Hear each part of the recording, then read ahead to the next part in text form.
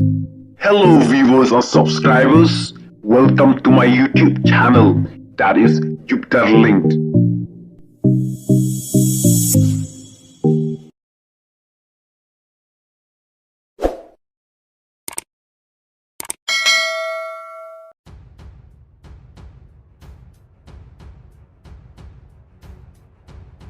Haka jing sedang ke quarter final jong FIFA World Cup ardar arfunrio. Kalau nggak jing elekai ke ba itanat bahap deng ke France persa ya ke Morocco. Haka ba ke France kala job ya ke Morocco da arko lanot. Watla ukilen Mbappe ula bakla haka penalti haka first half.